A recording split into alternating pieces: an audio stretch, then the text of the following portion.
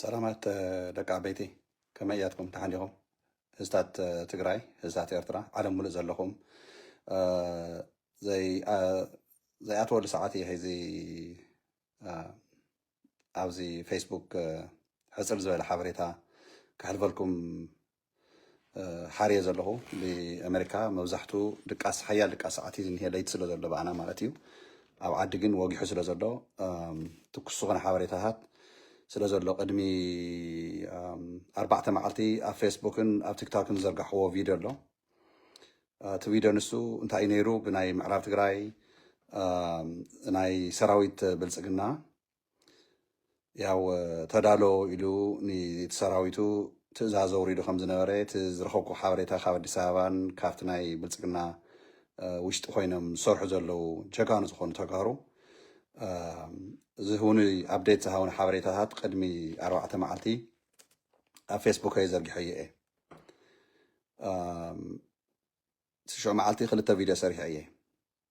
ካልኣይ ዙርያ ከዓነ እየ ብዋልድያ ገይሩ ልዕሊ 50 መካይናት ኦራላት ምስ መካናይዝድ ዘፀግዖ ሓይሊ ከም ዝነበረ እውን ገሊፀ ነይረ ሒዛ ኣብዛ ሰዓት እዚኣ ግን እቲ ዘሎ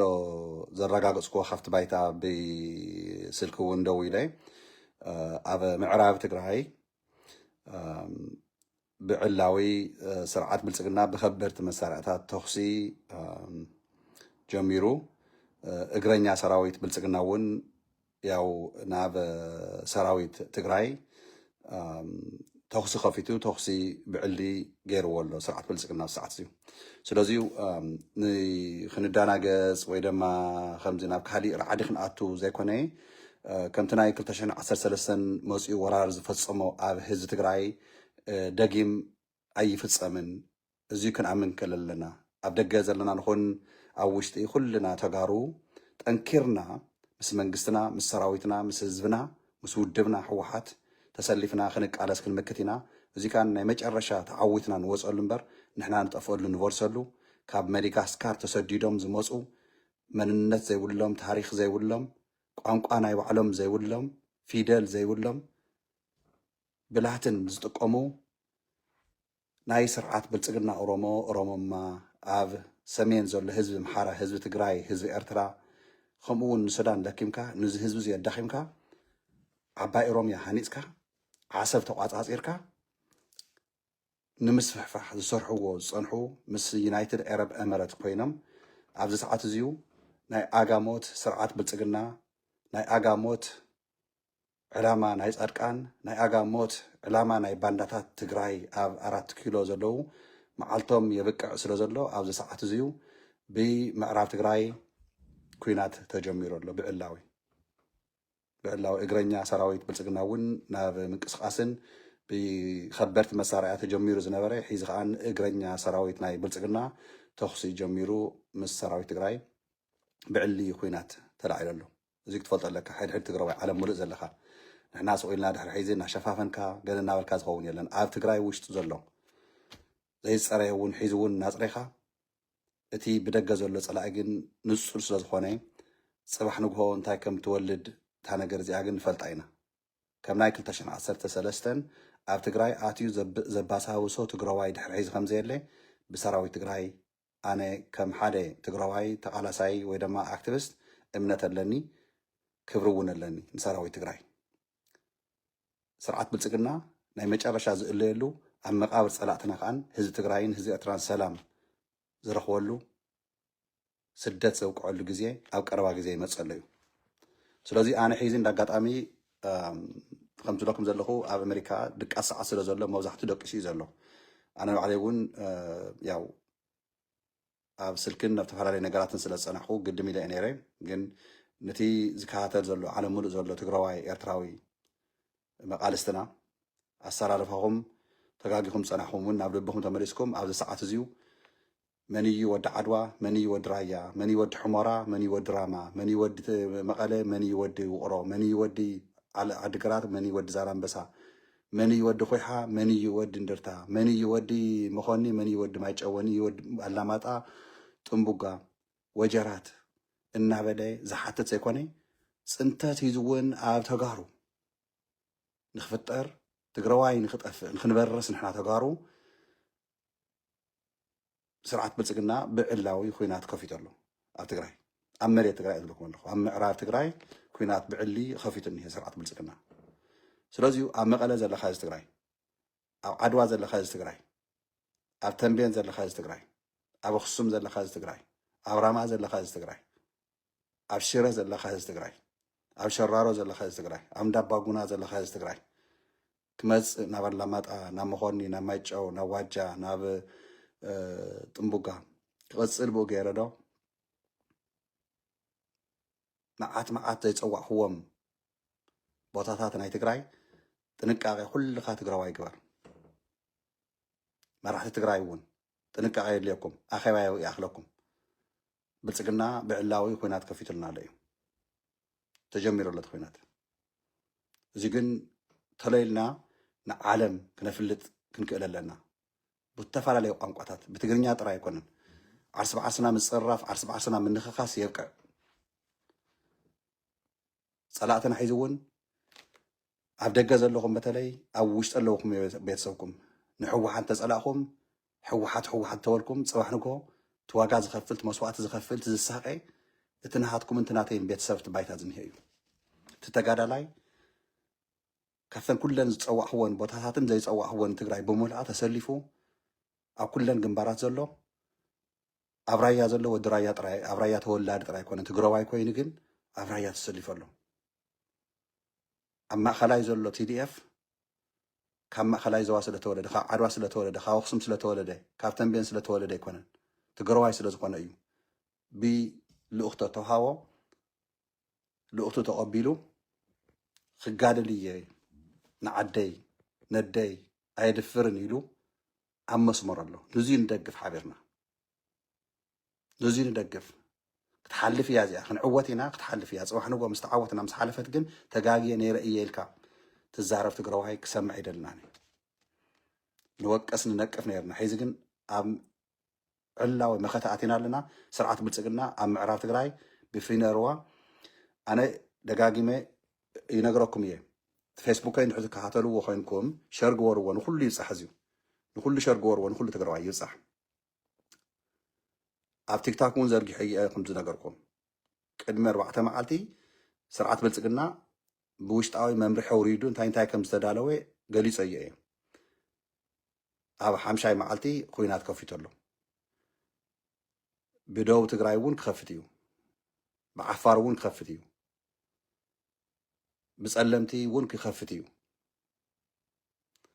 ሰቲ ኩናት ተወድአ ጉዳይ እዩ ሕዚ ግን መን እዩ ሰጢሙ ትግራዋይ ኮይኑ ንሰራዊቱ ንመንግስቱ ንህዝቡ ዝድግፍ ትክክለኛ መትከላዊ ዝኾነ ትግራዋይ ሂዚ ክድግፍ እዩ ብዲፕሎማሲ ብፕሮፓጋንዳ ብቅርሽና ብኩሉ ኣንፈት ክንገብሮ ኢና ኣየኹም ቲዲኤፍና ኣየኹ ህዝቢ ትግራይ ኣየና መንግስቲ ትግራይ ሓየ ኣለና ጎንኩም ሕዚ እውን ኣይንድቅስን ምስተዓወትና ኣብ ዓድና መፂና ምሳኻትኩም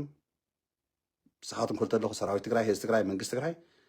ኣብቲ ባይታ ኮይና ኢና ሓቢርና ክንዕልል ሓቢርና ክንዛተይ ሓቢርና ክንሕጎስ ሓቢርና ክንድቅስ እስካብ ሽዑ ግን ድቃስ የለን ኣይንድቅስን 6 ዓመት ሙሉእ ህዝብና ተሳቃይ ኣብቲ ባይታ እኒሄ እዚ ካብ ስቃይ ካብ ዝመከራ እዚ ካብ ዕፅዋን ክባን ወፂና ስርዓት ብልጽግና ናይ መጨረሻ ዝስረዘሉ ናይ መጨረሻ ዝጠፍአሉ ፅንተት ኣብ ህዝቢ ትግራይ የብቅዕ ኢሉ ጅግና ዝኾነ ሰራዊት ትግራይ ኣብ ድፍዑ ዝነበረ ሒዚ ብዕላዊ ገጢሙ ኣሎ ፀላኢ እወ ፀላኢና ኢኻ ስርዓት ብልጽግና ካብ መዲጋስካር ዝመፀ ዓልየት ኣብ ሰሜን ዘሎ ህዝቢ ንምብራስ ንምጥፋእ ዝገርም ነገር ግን ምሱ ተሰለፉ እንታይ ዝኣኽሉ ባንዳታት ትግራይ አንቱም ተጋጊኹም ዝወፃኹም አንቱም ናይ ንጌታቸው ናይ ንጻድቃን ዕሽነት ሒዙኩም ሸተት ዝበልኩም ሒዙ እውን ኣብ ዩቱብ ኣብ ፌስቡክ ኣብ ቲክቶክ ኣብ ተፈላለዩ ማሕበራዊ ሚድያ ትንቀሳቀሱ ዘለኹም ናብ ልብኩም ተመለሱ በይዛኻትኩም ምንተት ህዝብኩም ምንተት ህዝብና ምንተት ስድራኹም ኣብቲ ባይታ እኒሄ ምንተት ቲዲኤፍ ወገንኩም ኣብቲ ባይታ እኒሄ ኢልኩም ናብ ልብኩም ተመለሱ ሒዙ እውን ኣይፀልመተን كوجحيو كنعوتينا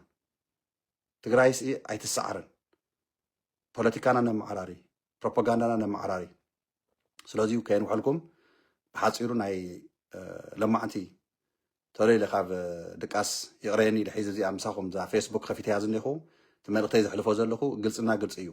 ኣብ ምዕራብ ትግራይ ብከበድቲ መሳርያታት ተጀመረ ኩናት ናይ ብልፅግና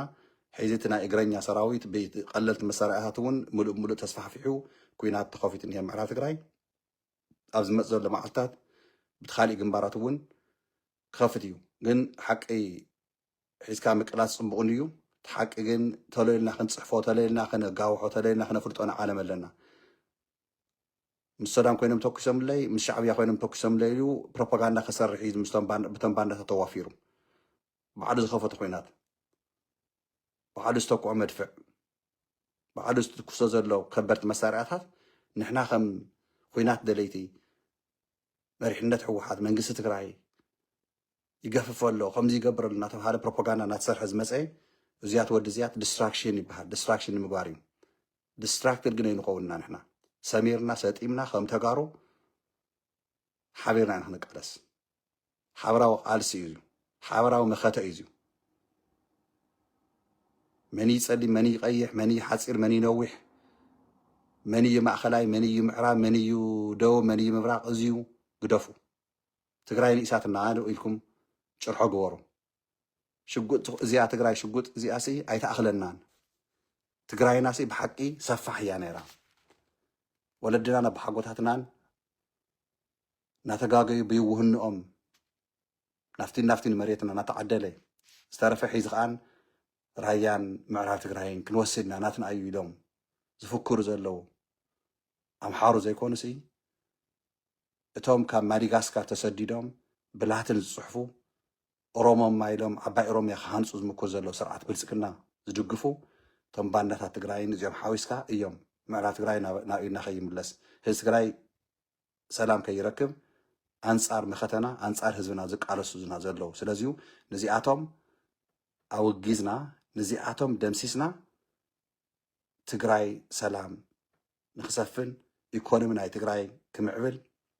ባንክታት ክኽፈት ነዳጅ ሙሉእ ክኣቱ ሸቐጣ ሸቐጥ ናብ ትግራይ ክኣቱ መንእሰይ ትግራይ ኣብ ዓዲ ኮይኑ ክሽቅል ኣብ ዓዲ ኮይኑ ብሰላም ክነብር ኢና ንቃለስ ኣለና ስለዚዩ ናይ ስርዓት ብልፅግና ኩናት ጀሚሩ ኣሎ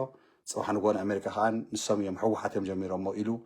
ናብ ካሊእ ፕሮፓጋንዳ ስለ ዝኣቱ ኣቐዲመ ኣቢልኩም ኤርትራውያን ተጋሩ እዚ ሸር ግበርዎ ዓለም ሙሉእ ዘለኹም ተጋሩ ኣዮና ክንዕወት ኢና ኤርትራውያን ምሳና ተሰሊፎም ኣለዉ ሱዳን ምሳና ተሰሊፎም ኣለዉ ፋኖ ምሳና ተሰሊፎ ኣሎ ዓፋር ምሳና ተሰሊፎ ኣሎ ቅማት ኣጎም ምሳና ተሰሊፎ ኣሎ ካልኦት ብሄራት እውን ይስዑና እዮም ዘለዉ ሎሚ ምሳና ተሰለፈ ሓይሊ እዩ ዝበዝሕ ስለዚዩ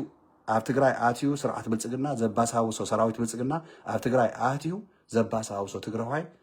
ዝደፍራ ትግራወይቲ ኣዶ ጓል የለን ድሕሪ እዚ ምዕራብ ሓራ ውፅኢና ኣብ 4 ኪሎ ዝኒሄ ስርዓት ግን ክንቀብሮ ኢና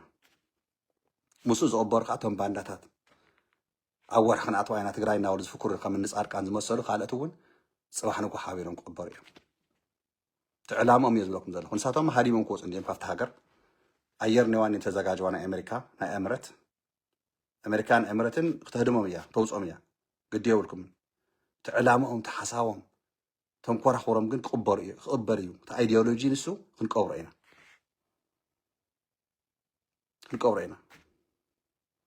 እጃምና ሓይዝና ካብቲ ሃገር እውን ፅባሕ ንጎ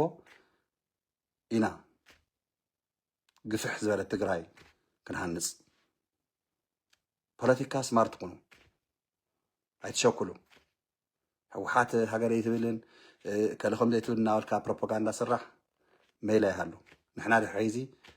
ምስቲ ተፈላለየ ማሕበረሰብ ጎረቤት ኮይና እምበር ሓደ ዓዲ ኮይና ሓደ ህዝቢ ኮይና ክንነብር ኢና ዝበሃል ነገር ኣብ ሕድሕድ ትግራዋይ ልቢ ተሃኒፁ እዩ ዋላቶም ተቃወምቲ ዝበሃሉ ዋላ ነቶም ሕወሓት ዘይኣምኑ እዚ ነገር እዚ ምስ መፀ ኣብ ተግባር ምስ ረአይና እዮም ግን ፅባሕ ንጎ ተጋጊና ነርና ኢሎም ንሶም እውን ክመፁ እዮም ናብ ልቦም እቶም ኣሕዋትና ኣብ ኣዲስ ኣበባ ዝኒአው እቶም በቃ ሕወሓትስ መስዋዕቲ ከፊልና መጨረሻ ሃገረይ ትበናን ሃገረይ ትሃንፅን ሃገረይ ትምነን شوا خوينا ክትቅፅል እያ ትሓስብ ሕወሓት ዝብሉ ተጋሩ ናይ ቅድሚ ሒዝ ዝሓለፈ እናርአዩ ብኣራዊት እያ ብተመን እያ ተነክሰስ ብልሕፂ ደንገፀ ዝበሃል ምሳሌ ዘሎ ናይ ወለድና ይመስለኒ ንሕና ግን ድሕሪ ሒዚ ሃኒፅና ኢና ትግራይ ኣብ ልብና ኣብ ኣእምሮና ኣይንዕሾን ድሕሪ ሒዚ ክነንተንፍስ ግን ብቀደም ፀላእትና ንደምስስ ህዝብኻ እንድሕር ካብ ሞት ዘድሕንካ መሬትካ እንድሕር ዘይተቋፃፂርካ ኣበይ ኢኻ ሃገር ክትሃንፅ ሃገር ምህናፅ እንታይ ማለት እዩ ህዝብኻ ውሕስ ዝኾነት ባይታ ምስ ሓስካ ሰራዊትካ ምስ ደልደለ መንግስትካ ምስ ጠንከረ ኢኮኖሚካ ምስ ተመዓራረየ ኢኻ ሃገርነት ትሃንፅ ሃገር ግን ኣብ ልብን ኣብ ርእስን ተሃኒፁ ኣሎ ኣባይ ኣነ ሃኒፆ እየ 2013 ትግራይ ኩናት ምስ ተወልዐት ምስ ኢትዮጵያ ትበሃል ሃገር ግደፍወስ ታሽማ ንባዕላ ከይትፅዋዕ ሕድሕድ ዝነበራ ናይ ኢትዮጵያ ክዳውንተይ ሕድሕድ ዝነበራ ባንዴራታት ናይ ኢትዮጵያ ኣብ ገዛይ ኣውፅአ ቃፂለ እየን እየ ኩለን ባንዴራ ኢትዮጵያ ይኹን ክዳውንቲ ናይ ኢትዮጵያ ይኹን ኣረንጓዴ ብጫ ቀይ ዝሓዘ ዝኾነ ነገር ኣቃፂለ እየ 2013 ትግራይ ክትድፈር እንከላ ልዕሊ 17,500 ተጋሩ ናይ ኢትዮጵያ ሃገርና ኢሎም ዘገልግሉ ዝነበሩ ምቕታልን ምእሳርን ምስቃይን ምስ ተጀመረ ኣብ ኣዲስ ኣበባ ዝነበረ ትግራዋይ ትግርኛ እውን ብደንቢ ዘይመለኸ ትግራይ ዘይፈልጣ ኣብ ኣዲስ ኣበባ ተወሊዱ ዝዓበየ ኢትዮጵያዊ ኮይኑ ግን ትግራዋይ ትውልድ ኮይኑ ተቐቲሉ ተጨፍጪፉ ተኣሲሩ ተሳቂዩ ሃፍተ ገነት ናይ ተጋሩ ኣዲስ ኣበባ ተዘሪፉ ኣብ ትግራይ ኣብ ኩሉ ኣብ ባህር ዳር ኣብ ጎንደር እዚ ንርስዕ ዶ ይመስለኩም ኣይንርስዕን ንሕና ተጋሩ ብምንም ተኣምር ኣይንርስዕን ከም እንፉል ትግራይ ዝብሉ ሰባት ግን ይስሕቁ ርኢኹም ኣብ ምዕራብ ትግራይስ ኩናት ተወሊዕ እኒሄ ብስርዓት ብልፅግና ተጋሩ ስእ ክጭፍጭፍ ተወጊስ እኒሄ ስርዓት ብልፅግና ኢልና ክንዛረብ ተለና ሓደ ሓደ ሰባት እኒሄው ይስሕቁ ይስሕቁ ዘስሕቕ ኣይኮነን ኣብ ቃልሲ ኢና ዘለና ግን ሃላያት እንተኮይኖም ክስሕቁ ዳ እንታይ ዳ ምክንያቱ ዛዕባ ትግራይ ኣይኮነን ዝሓስቡ ዛዕባ ህዝቢ ትግራይ ኣይኮነን ዝሓስቡ እንታይ ዳ ዛዕባ ከብዶም ዛዕባ ውልቀ ረብሓታቶም እታ ናይ ከብዶም እንጀራ እንድሕር ትዕፆ ኮይና ፅባሕ ንጎ እታ ስርቂ እታ ምጭርባር እታ ስልጣን ዝምነይዋ ዝነበሩ ከም እንፃድቃን እንታይም ክኸብሩ ንኣና ዘባሻጡ ንሕና ካብ ዕጃናና ወፂና ከምኦም ክንወርድ ከምኦም ክንፃረፍ ካብቲ ዕላማና ክንወፅእ እዮም ዝሰርሑ ኣይንወፅን የለን ዝኩሉ ተቃሊስና ተጋርዋኒ መብዛሕትኩም እኮ ትግራይ ካባይ እንዳዓሊ ትፈልጥዋ ካባይ እንዳዓሊ ነርኩምላ ግን ማዕርያ ትብፅሕና ንኩልና ኢለ ዝኣምን ኣነ ንዓድና እስካብ ተቃለስና ተጋሩ ኮይንና እስካብ ተቃለስና ኣነ ሓቀ እየ ማንም ትግራዋይ ከይድንግፅ ክዓፅወልኩም ዛ ኣባህላይ ብዚኣ ተረድኡኒ ኣነ ይኹን ንስኹም ኩልኹም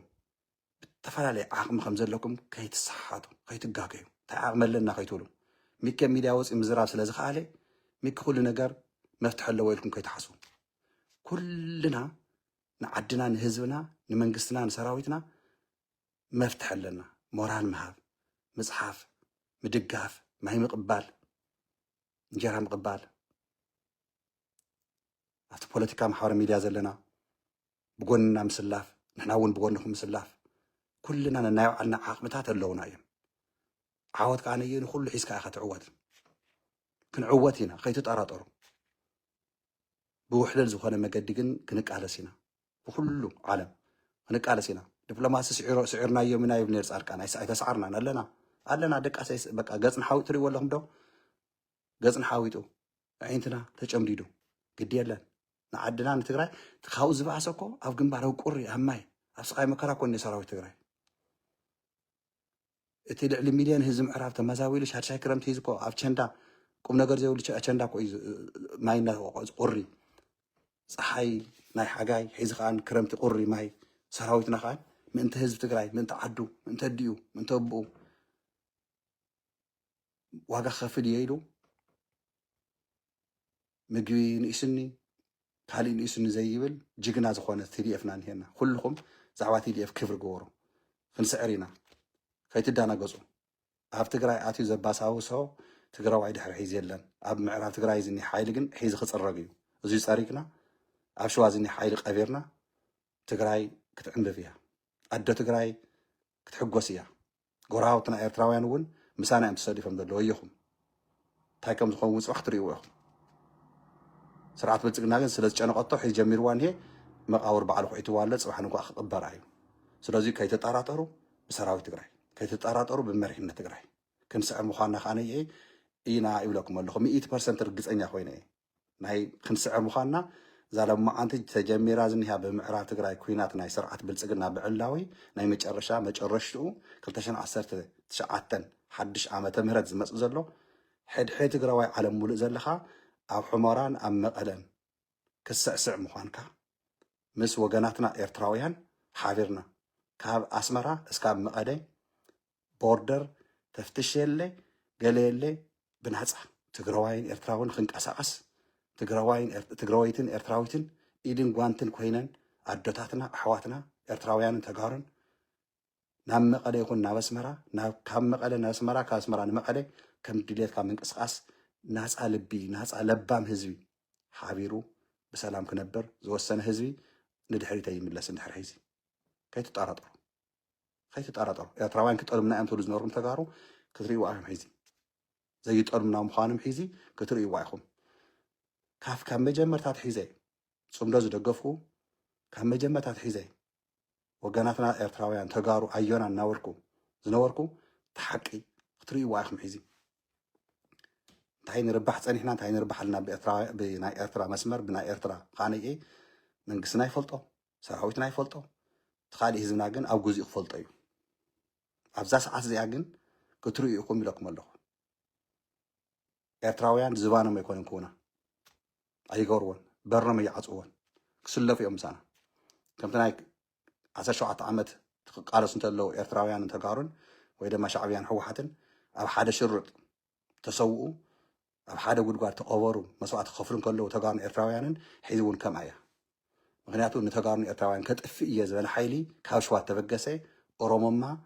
ካብ መዲጋስካር ተሰደደ ከይትርስዕዋ እዚኣ ዘለኩም ኣለዎ ካብ መዲጋስካር መፂኡ ላትን ፊደል እኳ ፊደል ንባዕሉ ሲ ናይ ባዕሉ ፊደል ዘይብሉ ንትግራይ የጥፊኡ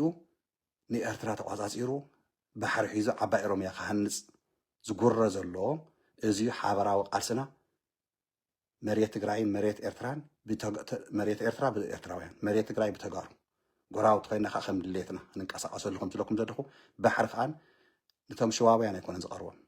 ነቲ ናይ ኦሮሞማ ኣይኮነን ዝቐርቦ ንትግራዋይ እዩ ዝቐርቦ ንሕና ምስ ኣሕዋትና ኤርትራውያን እንተኮይንና ኣይነካፍለኩም ይብልና እዚኦም ግን ላዕላውነት ናይ ኤርትራ ዘየኽብሩ ንህዝቢ ኤርትራ ዝንዕቑ ብሰብ ብዙሓት ዝኣምኑ